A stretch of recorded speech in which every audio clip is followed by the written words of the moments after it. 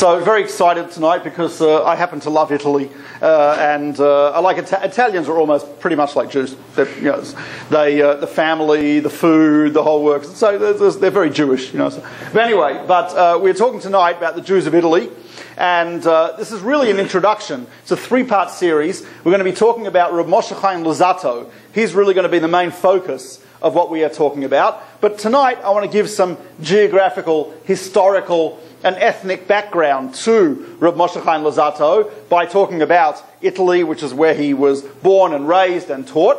And the next week, I think it's next week, we'll be talking about the biography of Rabbi Mordechai Luzzatto, details of his life, the works that he wrote, etc. We could actually, if we just read the works that he wrote, it would take the entire hour. So we're just going to briefly run through them. And then the next week, we're going to talk about some ideas that Rabbi Mordechai Luzzatto taught us, some central and beautiful ideas of Rabbi Mordechai Luzzatto's unique brand of what I might call rationalist Kabbalah. The rationalist mysticism, which I know sounds like a bit of a contradiction, but that's what he was. So let me start with Italy. So of course, before this is the Arch of Titus. I don't know if you can see that, but the first Jews in Italy. There is, by the way, one of the commentaries, the Radak, Rav David Kimchi, maintains that there already were Jews in Italy pre-First Temple era. There were already Jews in Italy before the First Temple was built. He says there was a civil war amongst the Jews. You may not be aware of this, but in the times before there was a king in Israel, there was a civil war in which the tribes united and fought against the tribe of Benjamin. There was a terrible crime. There was a rape that occurred and followed by, and consequently a murder, and that occurred in the tribe of Benjamin. And the Jews were just rose up against Benjamin to make war against. So I'm not going to go into it now, but it's a long and terrible story. And as a result of this war, Rav David Kimchi tells us there were Jews who were refugees from the tribe of Benjamin who escaped north from Israel, went overland to Italy, and settled in Italy. So that's the earliest mention in any source, as far as I know, of Jews in Italy. The next time you find it is during the Maccabean period. We're going to be celebrating Hanukkah very soon. As you know, Hanukkah was the revolt of the Jews against the Hellenists, who were of the Greek-Syrian Empire, the Seleucids from Syria. Syria, modern-day Syria, used to be the part of the Seleucid Empire, which was basically Hellenistic, and they invaded Israel. The Maccabees revolted against them. So the Maccabeans, of course, had fought against the Greek empires, and the up-and-coming empire following the Greeks was, of course, Rome. So Judah Maccabeus and his descendants sent ambassadors to Rome.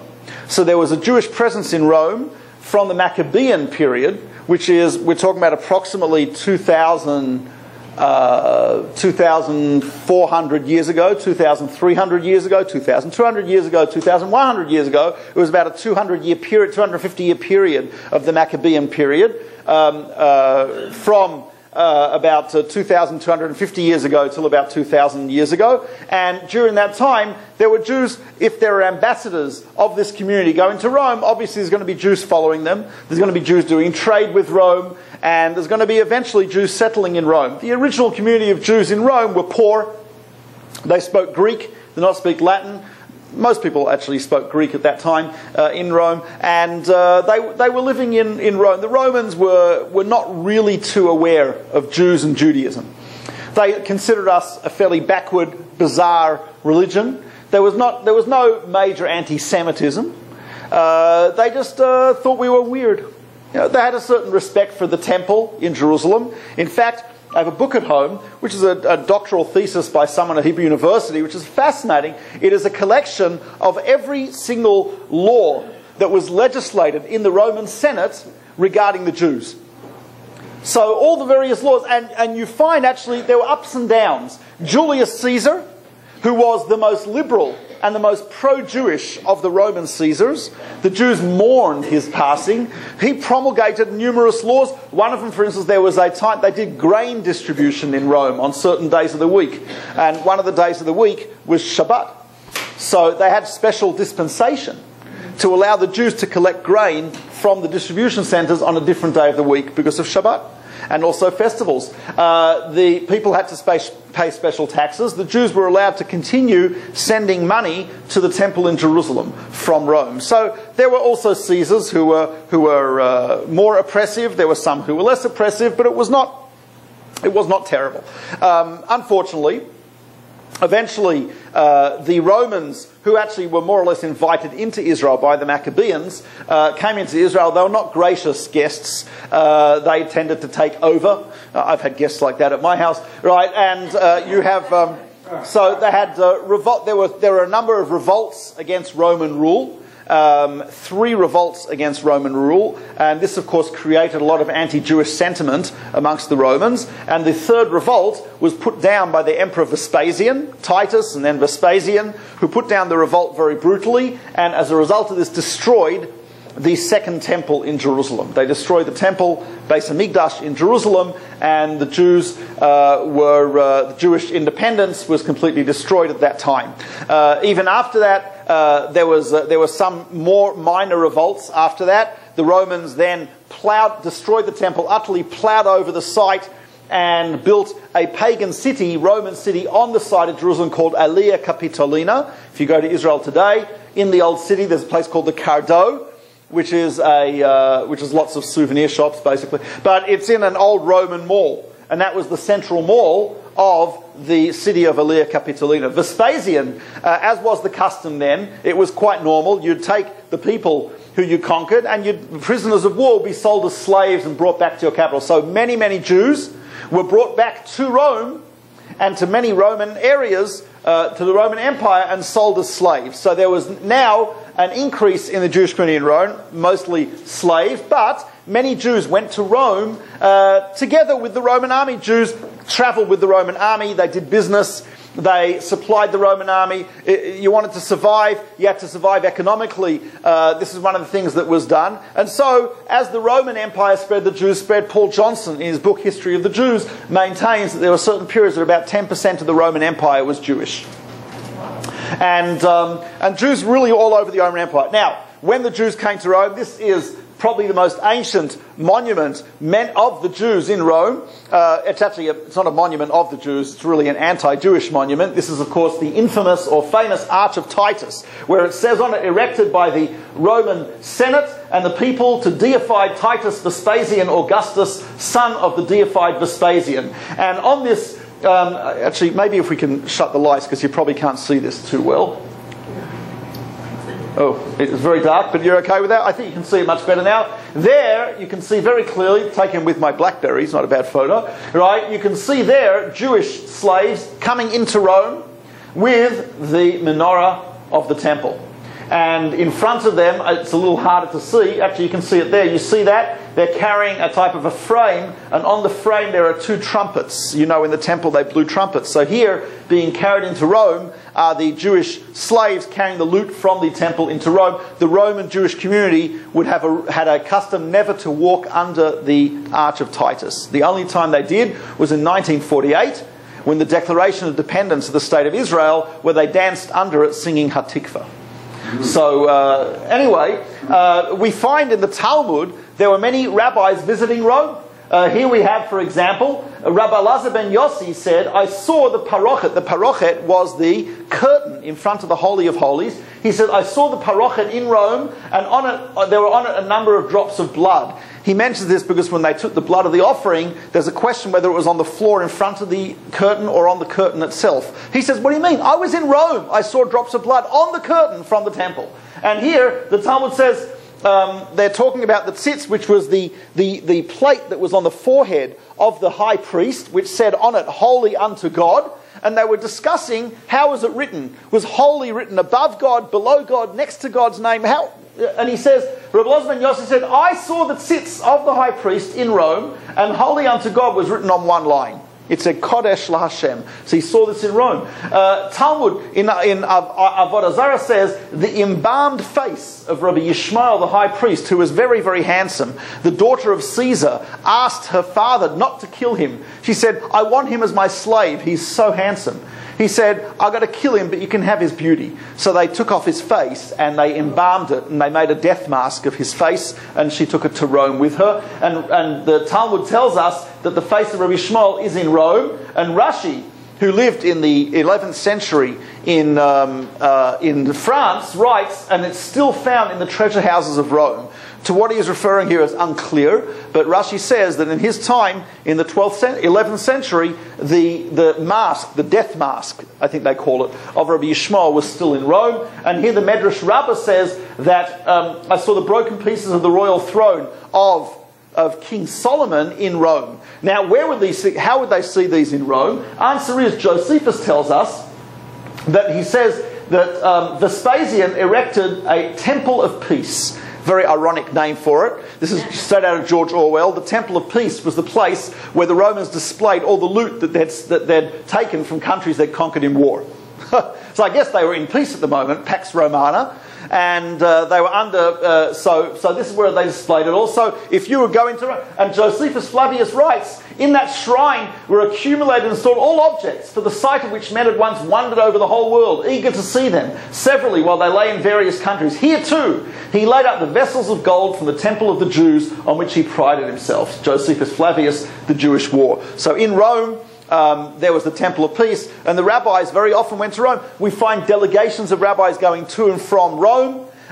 We find many rabbis some rabbis lived in Rome. So again, a little increase. First you had the Jews who were maybe refugees from Benjamin. Then you had the ambassadors of the Maccabeans and others who came with them. You then had the Jewish war, the prisoners of war and the slaves sold in the Roman Empire brought to Rome. Then you had Jews who settled in Rome for economic reasons and political reasons. And then you had maybe people who were visiting Rome going back and forth. And of course, if you've got communication back and forth, obviously people are going to end up living there and staying there. And so there was a small Jewish Roman community. Just put in here as an article from the Biblical Archaeology Review that the Colosseum was actually, it is believed by some archaeologists, that the money for the financing the Colosseum was actually from the sale of the loot from the temple in Jerusalem.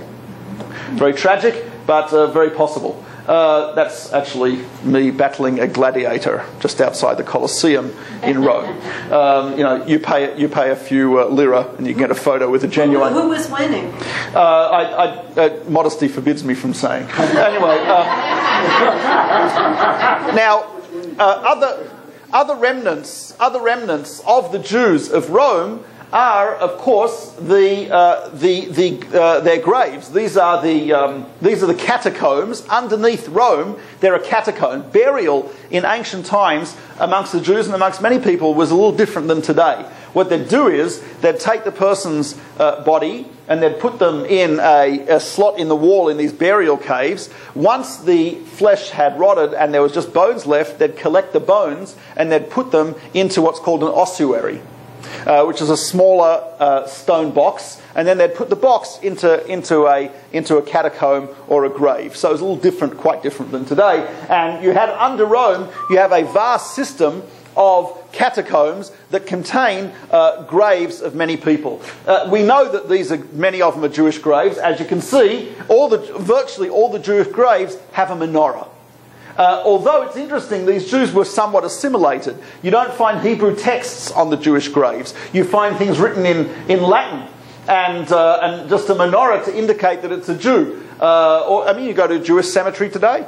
There are a lot of graves which don't have any Hebrew on them. They're all in English, but there may be a Magen David or something. So here, the Jews of Rome.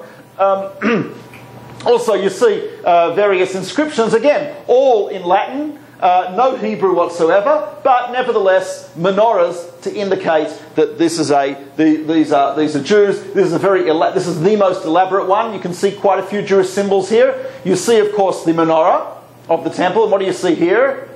Looks to me like an etrog, I guess. But again, a very elaborate grave in the catacombs under Rome. So the Jews living over a while. Of course, the downturn came when the Roman Empire became what's called the Holy Roman Empire, and became, under Constantine, it became Christian. So once it became Christian, we now had, instead of just political opposition or you now had religious anti-Semitism. Now the Jews were despised because we, you name it, we killed God, we killed Jesus, we were responsible, we're the Satan, and his blood be upon us, all the stuff that's there in the New Testament. So the Jews became hated, and there became a more oppressive type of statutes on the Jews.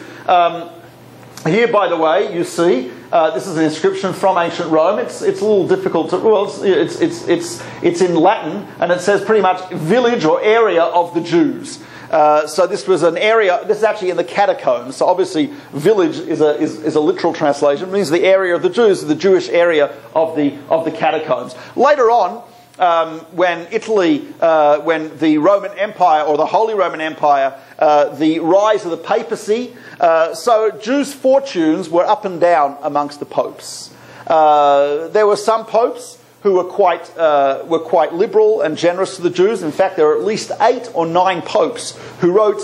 I don't know what to describe it as, but they wrote an edict proclaiming that the blood libel was false. At least 8 to 10 popes who said the blood was false, but there were many popes who were not so generous towards the Jews. The first ghettos were established in Italy, in fact in Venice. Here is a street, well it's actually, looks like a street in areas of New Jersey just a few months ago. But anyway, this is actually in Venice, and that is part of the Jewish ghetto in Venice. And here is a synagogue. That on the upper story, that's actually a synagogue crammed in on the top floor of a building in the Jewish ghetto in Venice. So Jews were confined to the ghettos. Depending on the area of Italy, there were various expulsions of Jews from different parts of Italy. Unfortunately, in the 14th, 15th century, the Inquisition came to Italy. So much of Italy, Jews suffered under the Inquisition. There were parts of Italy it was not a united country, as you know. So there was the Kingdom of Naples and Venice. They were all separate. So the Jews enjoyed rights in some areas of Italy, not in other areas. And again, it was very much up and down during this time. This Via Synagoga, the synagogue street, but you have synagogues were built in Italy during periods where Jews lived there. And although the ghetto was designed to confine and restrict and oppress the Jews, Jews thrived in the ghetto. Some of our greatest sages, some of the great scholars came from the culture of the ghetto. The Jews were very focused, concentrated, and we built synagogues. Here's just an ancient synagogue from a place called Trani. There were a number of great rabbis from Trani. We'll talk about them a little later. But medieval period synagogue, of course, is now been modernised. But in the Roman ghetto, also Jews in the ghettos were restricted in what type of trade. There were some popes the Jews in Rome, for example, who lived very close to the Vatican. Every single Shabbat, there was actually a priest would give a sermon in the synagogue, which the Jews would have to attend under pain of imprisonment if they didn't, in order to induce the Jews to convert. So there'd be a priest. The Jews would be forced to go to a class by a Christian missionary. Sometimes it was a born Christian, sometimes it was a born-again Christian, i.e. a Jew who converted to Christianity. And Jews were forced to attend this. There were also restrictions on the trade of the Jews. In the Roman ghetto, for example, the Jews were only allowed one primary trade, which was old clothing. Dealing in old used clothing. And here is the Jewish Museum in Rome. These are, I don't know if you can see it behind the glass, but these are Torah mantles. What the Jews would do, we'd trade in the old clothes, but the most beautiful pieces of clothing, they'd make covers for the Torah scrolls. So, to give you an idea, there, Torah scroll covers. And that's just one section. There's actually a few rooms like that. There's one of them, which is, you can't actually see it, no, you can't see it here. One of them is an interesting, I saw it there, it's actually, it's got the Swedish royal symbols on it. Here's a Torah scroll, so, because a princess of Sweden had died in Rome. And so the Jews bought her dress. And since it was quite beautiful, magnificent fabric, even though it had the Swedish royal symbol, they made a Torah scroll cover out of it. So, so what's that saying in English? If life gives you lemons, Make lemonade. Make lemonade. So they gave us old clothing. We made Torah scrolls, and the Jewish life, despite the oppression, Jewish life thrived, and there were a lot of Jews who were quite acculturated, and there were certain. By the way, also should point out that although the church made various edicts about you're not allowed to have a Jewish physician, you're not allowed to have, Jews not allowed to do this, do that, the country in which these edicts were ignored the most was Italy. So at the time when there was an edict, for instance, against having a Jewish physician, Pope Urban had a Jewish physician. So this was not uncommon. And also, one of the only colleges, universities in Europe that was open to Jews was the very famous University of Padua. The University of Padua had a medical school, and it was open to Jews, and it had a huge impact. A lot of Jews went there and studied medicine. There was even a couple of Jewish rabbis who were professors there in Italy. This is one of the synagogues, the Spanish synagogue. Jews came to Italy, of course. As I said, the Inquisition came to parts of Italy, but the Inquisition was most intense in Spain, and a lot of Jewish refugees from the Inquisition came to Italy, specifically to Naples, the Kingdom of Naples. One of the most famous was Don Isaac Abarbanel.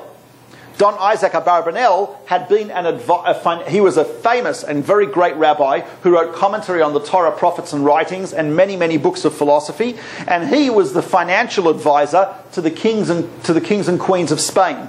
Later on, he moved to Portugal. He became financial advisor to the King and Queen of Portugal. After the Inquisition forced his expulsion from Spain, he went to Italy, and eventually he was employed as a financial advisor by the King of Naples. So the Abarbanel was quite an amazing person, and there he was in Italy. Many Jews came to Italy, and of course, the reason this synagogue is called the Spanish synagogue is the Jews of Spanish-Portuguese descent built this synagogue in Rome, and hence it's called the Spanish synagogue, even though, of course, no one there, they're all Italian, no one there is from Spain. So you had a period, ups and downs, as I said. The Inquisition remained enforced, by the way, until the 19th century. There were various popes, some enforced the Inquisition laws, some did not. There was actually, in the Vatican, they changed the name of the Inquisition to a different name. It was called the Doctrinal Council. So what used to be called the Inquisition was changed to the Doctrinal Council. One of the heads of the Doctrinal Council was a Cardinal Ratzinger. Anyone heard of Cardinal Ratzinger? Huh? No. He was the Pope. He was the head of the Doctrinal Council. Now, of course, but again, when Napoleon invaded Italy, he gave the Jews equal rights, and he allowed the Jews out of the ghetto, etc. Unfortunately, when he lost and was driven out and was conquered, so various popes, the popes afterwards put the Jews back in ghettos and made the restrictions back again. The yellow star was something which various popes had asked the Jews, not asked, but required the Jews to wear. In Italy, Jews had to have special permission to live in various places. So it was not easy. With the unification of Italy and the establishment of the Italian Republic, as soon as the power left the hands of the church, the Jews had greater freedom. Except in Rome, which still had the very powerful influence of the Vatican, the Jews in Italy were freed. And eventually, when King Vittorio Emanuele became the king of all of Italy, he allowed the Jews of Rome out of the ghetto, and the Jews have very tremendous respect and gratitude towards Vittorio Emanuele. This was a synagogue built in Rome. This is the exterior of that Spanish synagogue. This is the interior of the Great Synagogue of Rome. I'm sorry about the, it's a little blurry. That's the interior of the Great Synagogue. I davened there, actually. It's so interesting because, the Jews of Rome, so here it's Hebrew, but you can hear in a little Italian, when they say Amen, it's Amen. It's not, you hear Ashkenazim say Amen, and Sephardim will say Amen, right? And the Italian is Amen. So it's great. It's a little Italian flavour to the Judaism there. And there are traditional... By the way, although you are, I'm sure everyone here is familiar with the idea that what's called Ashkenaz and Sfard, i.e. there is the Ashkenaz or the European Jewish style of prayer, which has got very, the Siddur. Most of you probably will use an Ashkenaz Siddur in your synagogues. Ashkenaz is the old biblical name for Germany, and so that's the European Jewish custom. Then you've got Sfardim. The Sfardim are Jews of Morocco Yemen, it was really technically not Sephardim, Eidot HaMizrach, which means the communities of the East, the Jews of North Africa and the Middle East, they have their own form of prayer, which we today colloquially call Nusach Sfard, which means Spain. But there's a third, which is what's called Nusach Italia. And the Italian Jews have their own unique Siddur. They have their own unique Siddur, they have their own unique pronunciation and their own unique tunes. And it's very beautiful to hear it. They have this, if you want to hear it, if you go to Jerusalem, there's 4 Italian synagogues in Jerusalem. And the 4 Italian synagogues in Jerusalem, there they have traditional Italian Nusach, the traditional Italian format of prayer. There's Nusach Romi. I have a siddur. Actually, I lent it to someone, and so I don't have it anymore. But I did have a siddur I bought. There's a great bookstore in Rome called the Menorah Bookstore, a large Jewish bookstore in which has huge amounts of Jewish books translated into Italian. And I bought a siddur there, a Roman Jewish siddur, and very beautiful. I showed it to a very close friend of mine who's of Italian origin. You probably know Rabbi Jonathan Rieti. In fact, Rieti is a town in Italy. That's his family's named after that town. His father, Robert Rieti, is actually a knight of the Italian Empire. He was knighted by the King of Italy, and he is. It's called a cavalier, I think a cavallero or something like. I forgot the term in Italian, but his father, Robert Rieti, is quite a famous actor and does a lot of voiceovers, was knighted in Italy. And so he is really Sir Robert Rieti, and their family actually traces itself back quite a few generations back in Italy, and this is the, so I don't know where they prayed. This was built in about 1870 with Vittorio Emanuele, and it's the Jews, most of all in Rome, lived along the banks of the Tiber River, in that where the ghetto was, and that's where actually the Great Synagogue is right near there. That's the outside of the Great Synagogue. It's magnificent. It's a beautiful building, and in the basement, you might, when you go, if you want to go there, but in the basement, that's where the Jewish Museum of Rome is situated, in the basement of that synagogue, and it's magnificent to see lots of beautiful stuff there, etc. That's another view of the synagogue from the front of the synagogue. Here are some of the famous. You can see a little Italian there, right? These are some famous rabbis. Obviously, I don't have pictures of lots of them, but this is Menachem Azaria Defano. And he was one of the greatest Kabbalists. He was responsible for spreading much of the Kabbalah, the mystical teachings of Rabbi Isaac Luria and Rabbi Chaim Vital through Italy and eventually into Europe. He was responsible for spreading those, and he wrote a very famous book which is still used and referenced today. It's called Asara Ma'amarot, 10 statements or 10 essays by Rabbi Menachem Azaria Defano. We'll talk more about Rav Moshe Chaim Zalman. I have no idea if that's how he looked. That's the standard. You open any Jewish encyclopedia or anything like that, that's the picture of Lozato that you'll see. Highly unlikely that that's accurate. Highly unlikely it's accurate. He probably did not wear a turban, and we also know that he trimmed his beard. So I put it there just for the heck of it, but it's probably not a good representation. He trimmed his beard, etc. And here is Eliyahu ben Amozeg. He was a rabbi. He was actually one of the heads of the rabbinical school in Livorno. And Eliyahu ben Amozeg lived in the late 19th, early 20th century. He was a scholar and a philosopher. Very fascinating. There was a French philosopher called Ami Pallier. Anyone heard of Ami Pallier? Probably. Okay. He wasn't that famous. Ami Pallier, French philosopher, and during the period of the First World War and just after, he was investigating Judaism, religion, etc., and he decided, based on his investigation, he had been a secular non-Jew, an atheist actually, and he decided that Judaism was true, and he wanted to convert to Judaism. So he corresponded with Eliyahu ben Amozeg in Italy, who he knew was a great rabbi and a philosopher, so he could speak to him in philosophical terminology that have a common language. And he wrote to him and he says, I want to convert. Ben Amozeg writes back to him, why? He said, well, I believe Judaism is true. He says, so? Doesn't mean you have to convert. He says, Judaism doesn't believe that you have to be Jewish to have a relationship with God. You could be a righteous and pious non-Jew and also have a relationship with God, and there's no need for you to convert. She says, yes, but the non-Jews only have 7 commandments, right? The 7 Noahide laws. That's hardly a religion or a philosophy. So Ben Amozeg writes back, what are you talking about? The Noahide laws are an entire religion and an entire philosophy designed by God for non-Jews. And he said, well, and they have a correspondence, letters between Amil Pallier and I'm sure I'm not pronouncing it correctly, so sorry, excuse my French, but Ami Palier and Eliyahu ben Amozeg, called the Ben Amozeg Epistles, and that was actually formed into a book called Israel and Humanity, which is a book of philosophy and Kabbalah about what the Jewish religion is for the non-Jewish world. Fascinating book. It's Eliyahu ben Amozeg, and you can see the Italian Jews, Italian Jewish scholars were very conversant in both worlds, the world of secular world, the world of science, the world of art, as well as Torah. This is a modern day scholar, Umberto Cassuto, who actually lived in the 20th century. He moved from Italy to Israel in the 30s, and he became a professor at Hebrew University. There's a few streets in Israel named after him, Cassuto Street and Bayit Vegan in Jerusalem. Umberto Cassuto was a brilliant, brilliant Bible scholar.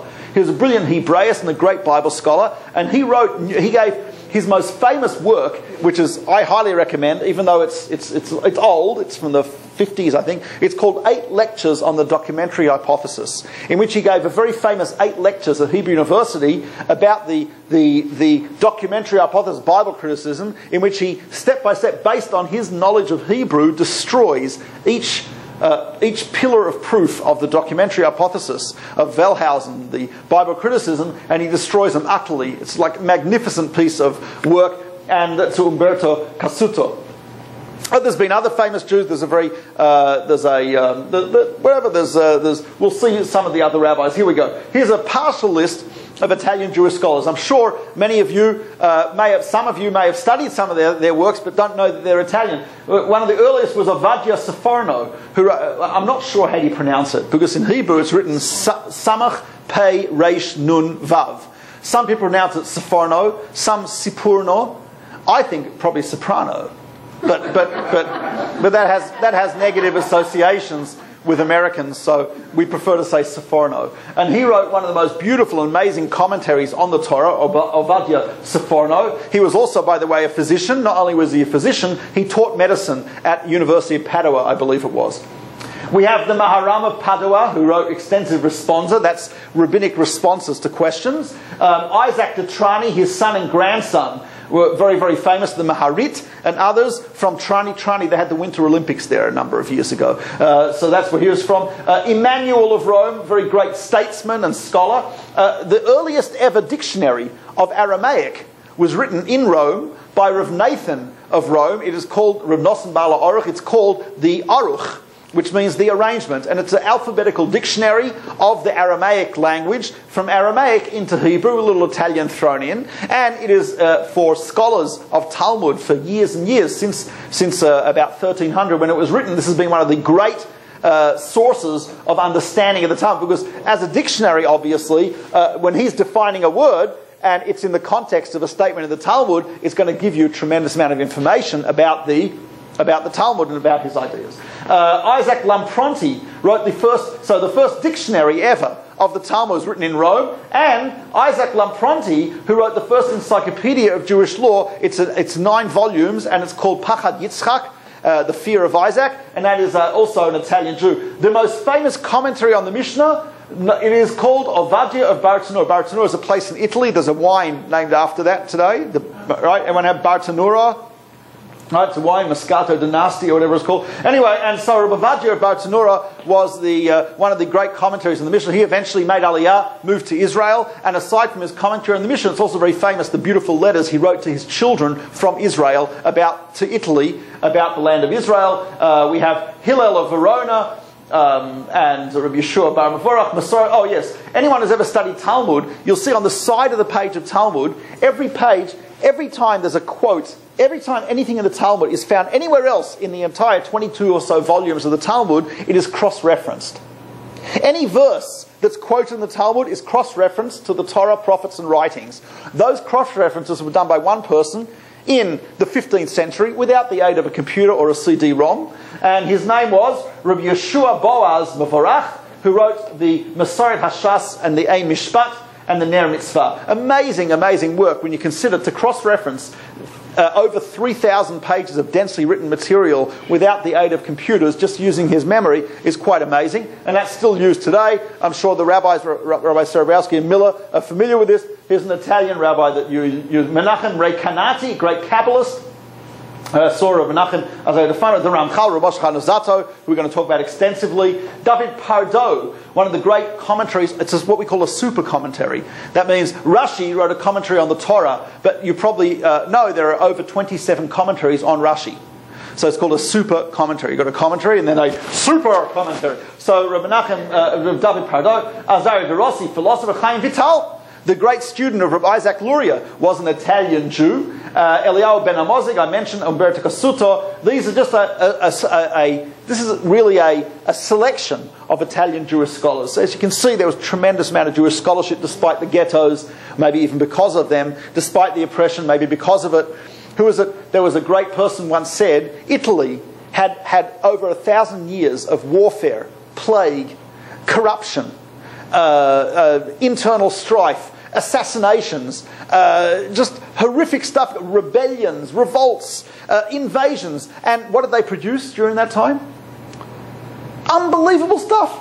Leonardo da Vinci and Vivaldi and Michelangelo, and unbelievable. Switzerland during the same period had peace, tranquility and democracy, and what did they produce? Clocks and chocolate. Cuckoo clocks and chocolate. Right. So there's something to be said for adversity.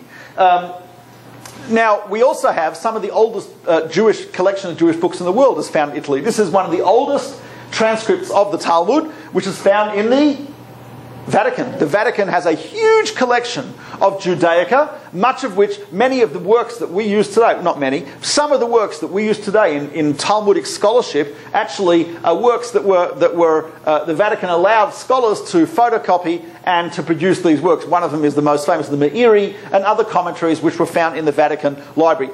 Obviously, it's not completely open to anyone. We don't know what's in there completely, but there's been a fair amount of stuff published from there. The first ever Talmud was printed in Italy. Italy was of course the center of printing for a long time. The first ever complete printed Talmud, the first ever Chumash Bible printed, the first ever Rashi printed, all done in Italy. And the first person to print the Talmud, the complete Talmud, was Daniel Bomberg of Venice. And it was printed in 15... Daniel Bomberg was not Jewish, by the way, because printing presses could not be in the hands of Jews. They had to be in the hands of non-Jews, because Jews obviously could not be trusted. Who knows what we'd do. So, but this was the first... And as you see, the page, that famous layout of the page of Talmud was actually done by this printer, Daniel Bomberg. That's a page of the Bomberg. That actually is the famous Westminster Abbey Bomberg Talmud. I know that sounds bizarre, but... So, just to give you the idea, Westminster Abbey had a complete set of the Bomberg Talmud, 1520. Can you imagine how much that's worth? It's worth tens of millions of dollars, a complete set. There's a Jew in Lakewood who actually has I think, 15 volumes of the complete 30-volume set. So that's not bad. But this is a fascinating story. There was a Jew called Jack Lanzer in London. His father was a fabulously wealthy traditional Jew from South Africa. And his father left him huge, like billions and billions, I mean like unbelievable amount of money, you can't even imagine, right? And there was a condition to the will, which is he had to build a collection of Jewish books, ancient Jewish books. So Lanzer set to work buying every Jewish book he could find. So, I know someone, this guy in Lakewood, who actually goes to these auctions. He said, you go to an auction, let's say a Sotheby's, where the auction goes to, so Lanzer would sit there with his paddle up. At first bit, he'd put his paddle up, and he'd just hold it up. So he'd fall asleep, his paddle would be up, and so, as soon as this guy would walk in, everyone would say, oh, forget it. Right, so he'd just buy it. He had a collection of 30,000 ancient Jewish books. Some of them he rebound. It was on display in Sotheby's. The curator at Sotheby's told me, she said it was the most popular display they've ever had in Sotheby's, New York. Was this? It's called the Val Madonna collection. He had a library in London. He sold much of the collection. Sotheby's is now selling it. Now, this guy, Jack Lanzer, he's a diamond merchant. So what happens is he's buying diamonds in Africa. Okay, and so during the time he's buying diamonds, what happened is that in London, a Jewish collector from New York was in England buying manuscripts, and he came across a Latin manuscript.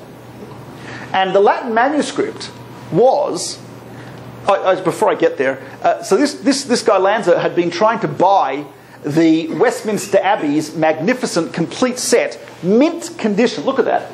That's from 1520, right? I mean, that's unbelievable condition. So they had a whole set, beautiful leather binding in Westminster Abbey in England, which was donated to Westminster Abbey by a non-Jewish scholar of Talmud in the 16th century, because he gave it to Westminster Abbey. So they were not willing to sell it. This guy wants to buy it. So anyway, in the meantime, while he's in Africa, what happens is it's uncovered, a Latin manuscript's uncovered in England, and a Jew from New York, a collector of antiquities, buys it. Turns out the Latin manuscript is the charter of Westminster Abbey. The charter of Westminster Abbey. So now the English Antiquities Commission says he can't take it out of the country. He can own it, but he can't take it out of the country because it's too valuable to English heritage to take out of the country. So here's this New York Jew who just bought this, and he can't take it out of the country. Anyway, Lanza gets onto the plane. His flight was delayed. They didn't have time to clean the plane. He's taken from wherever he was, Tanzania. He gets on the plane. In the seat in front of him, there's a copy of the Telegraph from London that had been flown that day, and he sees the story about this manuscript. As soon as he lands, he tells his broker, I want you to buy the manuscript, I don't care how much it costs. So he buys the Westminster Abbey Charter. As soon as he buys it, he phones Westminster Abbey. He says, I've got something you want, you've got something I want. I've got a Latin manuscript, which is the Charter of Westminster Abbey. I have no interest in this whatsoever. He says, you've got a copy of the Talmud. You have no interest in that. He says, let's do a trade. So they did a trade. There was a few million added to the trade. But basically, the Talmud now came from Westminster Abbey into Jewish hands once again. And now that's how he got it. That's why it's in the Val Madonna collection in Sotheby's. I studied with a guy he was buying some Chagall's, so I got a behind-the-scenes tour of Sotheby's, and we got to see we went to the vault. They have the flag from Custer's Last Stand. This ripped, partially burnt American flag.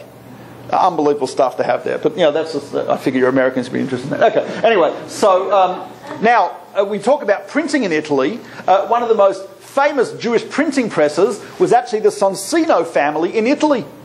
And the Sonsino family, there was a castle in the area, in the city where they lived, and this was the symbol of their printing press. Today there is still a Sonsino press, and they still use this symbol. And so printing of Jewish books in Italy was very famous. When I was a student in Israel at yeshiva, so I went to I used to go around to bookstores, so I found this book.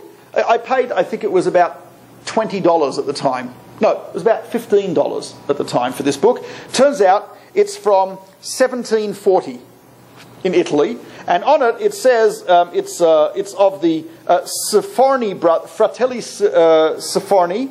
The Sforni brothers own this, and they lived in Saronia, Italy.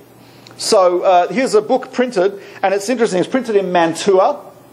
And it says it's printed in the printing press of Dr. Raphael Chaim of Italy.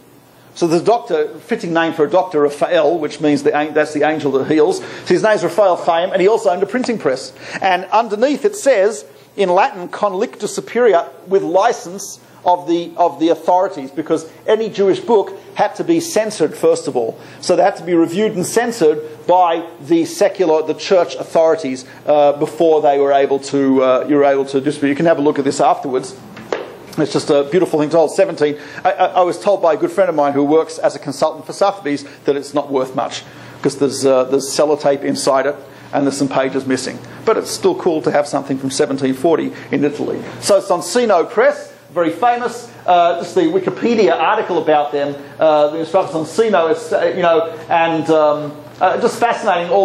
It moved all over the place. They really published a tremendous. This is all the places where this is the Casal Maggiore, is the castle which is the symbol of their printing press, and they had a very beautiful printing. And the first ever Hebrew Bible was actually printed in Italy by the Sonsinos. So a tremendous amount of what we have comes from Italy. Modern day Italy, of course, the Jews stayed in Italy after, as I said, Vittorio Emanuele liberated, so to speak, the Jews. So the Jewish community increased in Italy. As you know, Libya was once controlled by Italy. It was once part of the Italian Empire, and with the independence of Libya, so two events. First of all, a lot of Jews had to leave Libya and many Arab countries in 1948 when the State of Israel was founded, because there were riots and pogroms in all the Arab countries. So most Jews fled at that time. There were 500,000 Jews who fled Arab countries in 1948. No one ever talks about them, but there's lots of Jewish refugees too. Many of the Jews of Libya went naturally to Italy, the mother country of what was controlling Libya. 67 more Jews left. When Gaddafi became the head of Libya, he expelled the remaining Jews, and so there's a very large Libyan Jewish community in Rome. So you've got the old Roman Italian Jews, you've got Jews of Spanish Portuguese origin who came from via the Inquisition, and then you've also got Jews today of Libyan descent. The Second World War came along. As you know, Mussolini, the fascists, took over, but it's interesting, of virtually any country in Europe, with the exception, I think, of Norway, the smallest percentage of Jews were actually murdered. The Italians, on the whole, many Italians were sympathetic towards the Jews, many Italians helped the Jews, and so the transportation was not quite as terrible. There was so a lot of Jews remained alive, and Jews stayed in Italy after the war. Italy, after the war, became a great transit point for Jews to go to the land of Israel. The Haganah, which was one of the Jewish illegal armies under the British, they organised what's called Aliyah Beit, which was the illegal Aliyah. The British stopped Jews coming to Israel. And so a lot of Jews came to Israel. They got boats from Italy to the land of Israel. It is interesting. I don't know if anyone's read the book called The Brigade. Anyone know the book called The Brigade? Fascinating. The Brigade was the Jewish brigade. That was Jews, Palestinian Jews, in other words, Jews from Israel, who were called Palestinian Jews at that time. The British initially did not want Jews in their army, because they didn't want to give these guys military training, because they'd become the Israeli army, which they did. But there was they eventually let them in, and they created what's called the Jewish Brigade. They sent them to Italy towards the end of the war, and they fought in Italy. The Jewish Brigade was still in Italy after the war, and what they did was they would go around. They had trucks, they had ammunition. They would go around Europe executing Nazis. They'd find a Nazi, they'd execute the Nazi. They'd read him his crimes, and they'd just shoot him in the head, execute him, just like that. So this is what they did for a while. So what happens is that the Jewish Brigade, they found a Nazi who was disguised as a priest, who was acting as a priest in the church. And they walked into the church to kill this guy. And there's a little girl in the church, and she sees these guys in British Army uniforms with Magen Davids on the shoulder. And she runs over to them, and she says, "I'm Jewish. Are you here to take me to Israel? Are you here to take me to Eretz Israel?" And they say, "Oh, that's not what we're here for. We're here to kill this guy." But that incident transformed. They decided that would it not be more productive for them to use their logistical abilities, to use their power, to use their trucks, etc., to save Jewish children and bring them to Israel, than to kill Nazis. So they transformed. Instead of going out and taking vengeance by killing Nazis, which I don't think is a bad thing, but instead of doing that, what they did was they started to save Jewish children who were in non-Jewish families and scattered around Europe, etc., and they started to bring them to the land of Israel. It's amazing. It's a book called The Brigade. Highly recommend it. Fantastic book. The story is an amazing story. So Italy became a tremendous transit point. I have a close friend whose parents, his father worked in the Haganah. He was a soldier in the Haganah before 48, and his wife from Europe was working in a transit camp in Italy, helping to send. They were both helping. They met there, and she used to make every Pesach this cake, which my friend used to call the ghetto. Because she used to make it was basically slices of matzah with chocolate syrup in between, baked. So he called it the ghetto because she used to make this on special occasions in the transit camps in Italy. So he called it the ghetto. Anyway, my father, Oliver Sholem, when he got out of Russia after the war, he made his way to Sweden. And from Sweden, he was able to bribe his way to get a visa to Italy. And in Italy, he was able to get a visa to Australia. And he got on a boat in Italy. And Italy was a transit point not just to Israel, but to really for Jews to escape Europe and to go, because he and other people, he wanted to get as far away from Europe as possible. He went to Australia, and he was on the boat. There was a group of Lubavitcher Hasidim from Lubavitch in Lithuania, the first group of Lubavitchers sent by the Rebbe to Australia. And so he was on the boat with them. Later on, one of them became my teacher in high school, who was on the boat with my father, Oliver Sholem. So it's quite amazing. Anyway, the community in Italy stayed on. As I said, the Roman Jews, there are Libyan Jews, there are Spanish-Portuguese Jews. There are still Jews who live in the ghetto area. Here you've got, this is, if you ever go to Rome, you must eat here. La Taverna, Jewish Roman cuisine developed in the ghetto is very unique. They have certain dishes, Roman Jewish artichoke. It's amazing. It is deep-fried artichoke whole in olive oil with spices. It looks like a flower when they serve it. It is unbelievably good. Salted cod. I know this doesn't sound great, but it's salted cod baked with pine nuts and olives. It's wild stuff. The cuisine has some recipes here, but I'm not going to read them to you because I will probably faint. But they're into things like the fish market. Because they were right near the river, the fish market was in the ghettos. There's a lot of mullet, bream, sea bass cooked in sweet and sour sauce. Beef used to be salted, peppered and dried and was used by the Roman Jews on the Yom Tovim. They had a cake called bolo, which is a soft spongy cake with raisins and candied fruits. And there's something called Jewish pizza.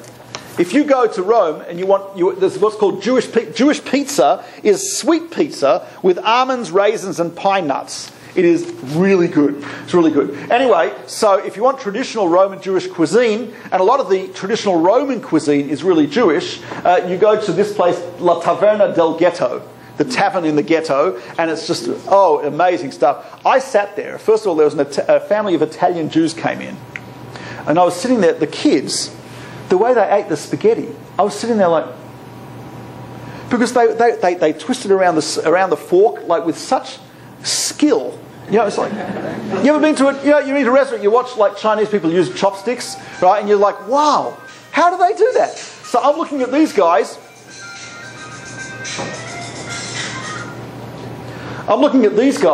And these little kids are eating spaghetti. It's amazing. So fascinating to see. And this is a very famous Jewish bakery in the ghetto. There's a little closer view. What this says is specialata, or specialty, dolci e braici, which means Jewish sweets available on order. There are special, that's Jewish pizza, but these, I bought a whole bunch of this stuff. I took it back to my hotel, gorged myself silly. It was unbelievable. The food is great. And it was amazing. In the kosher restaurant there, they had a huge selection of wines, which I'd never seen anywhere else, like kosher Italian wines, but which I'd never seen anywhere else.